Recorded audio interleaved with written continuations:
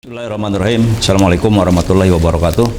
Selamat siang, salam sejahtera, sampurasun, baraya kabar priangan semua. Kembali Anda bersama saya dalam acara rubrik tinjauan berita pada rubrik tinjauan berita kabar priangan, menyoroti berita-berita yang menarik pada kabar priangan. Kali ini kita tinjau sebuah berita pada Harian Umum Kabar Priangan yang dimuat pada hari Kamis 5 Oktober 2023. Ini ada isu yang menurut saya juga menarik tentang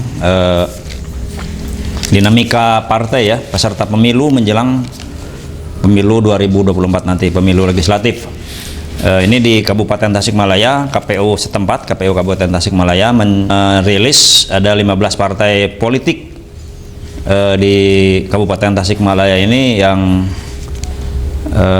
mengikuti kontestasi di kabupaten tersebut, dan di antara 15 partai politik tersebut ada beberapa yang partai yang melakukan perombakan terhadap bacaleknya atau bakal calon legislatifnya.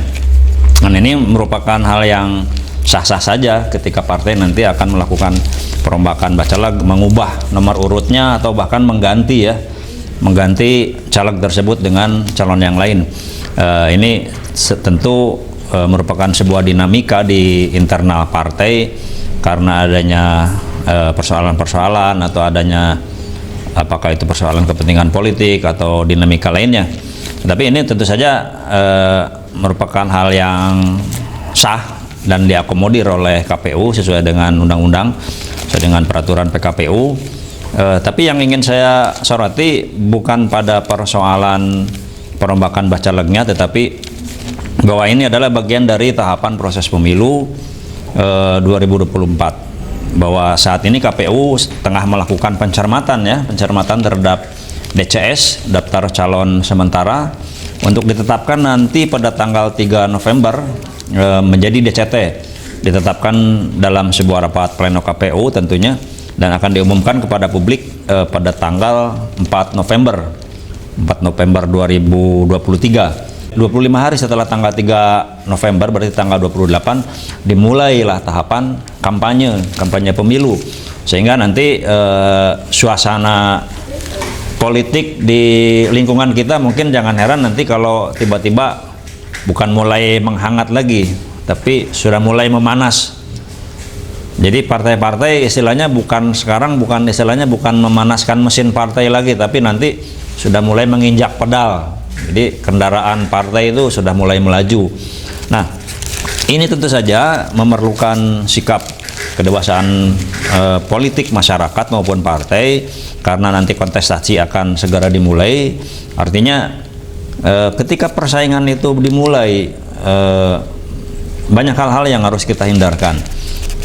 Para penyelenggara pemilu bahkan juga pemerintah dengan aparaturnya sudah jauh-jauh hari mengingatkan untuk penyelenggaraan pemilu yang damai, tertib dan aman ya, sehingga bisa terlaksananya hingga selesai hasil perhitungan nanti di bulan Februari 2024 nanti.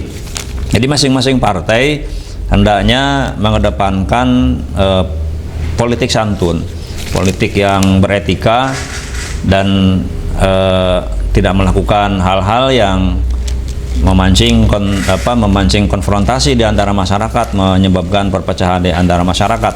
Hindarkan sikap-sikap provokatif, agitatif, hindari isu-isu berkaitan dengan sara, politik identitas, sehingga nanti partai ini bisa bersaing mendapatkan kekuasaan dengan elegan.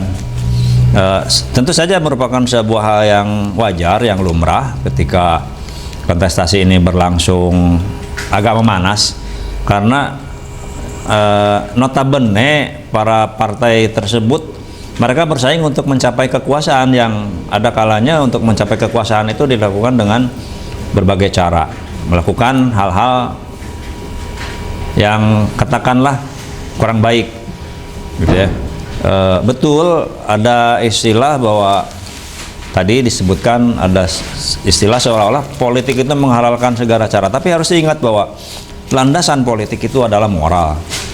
Dan saya kira masyarakat juga harus cerdas ketika menentukan pilihannya terhadap partai-partai yang memang bukan saja dia memberikan program yang bagus, tapi juga menunjukkan kinerja dan sepak terjang di lapangan yang santun, tidak melakukan hal yang tadi disebutkan tadi, hal negatif, sehingga bisa mencoreng pelaksanaan jalannya pemilu di 2024 nanti.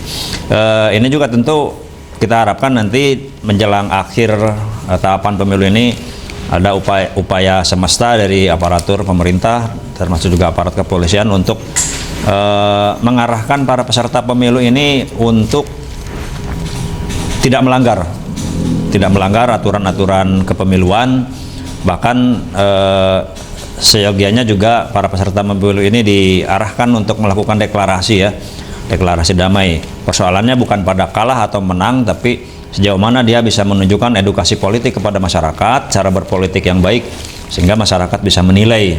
Dan tentu saja yang kita harapkan bisa terciptanya suasana aman, kondusif di lingkungan masyarakat. Itu saja mungkin terkait dengan isu perombakan bacalek ya di lingkungan KPU Kabupaten Tasikmalaya, yang saya perluas lagi ke tahapan pemilu yang lebih umum menjelang perhelatan pemilu 2024. Untuk diketahui ya, pemilu 2024 ini nanti kita akan memilih 5 pilihan nanti. Pertama ada pemilu presiden dan wakil presiden, kemudian pemilihan DPD. DPD itu perwakilan Dewan Perwakilan Daerah yang se-Jawa Barat itu di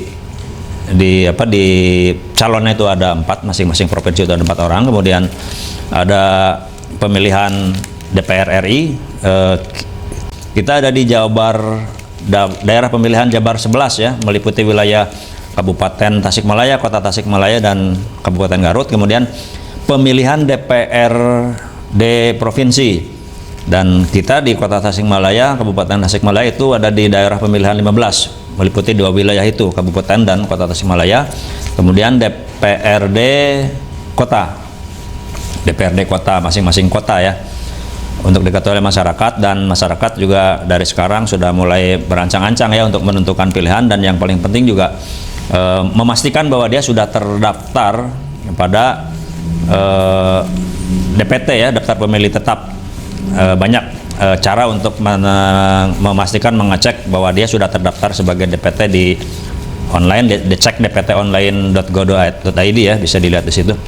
Sehingga nanti partisipasi masyarakat pada pemilu 2024 ini bisa meningkat. Karena untuk Kota Tasikmalaya saja ini partisipasi masyarakat targetnya itu sekarang itu sampai 90%, karena pada pemilu sebelumnya partisipasi Kota Tasikmalaya itu tertinggi di Jawa Barat dengan capaian sampai mencapai 85%, sehingga sekarang sangat wajar ketika pemerintah Kota Tasikmalaya bersama KPU menargetkan untuk mendapatkan partisipasi masyarakat sampai 90%. Mudah-mudahan saja itu bisa tercapai.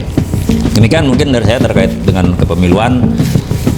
Dari saya Muhammad Ridwan, sekian. Wabillahi taufiq wal hidayah. Assalamualaikum warahmatullahi wabarakatuh.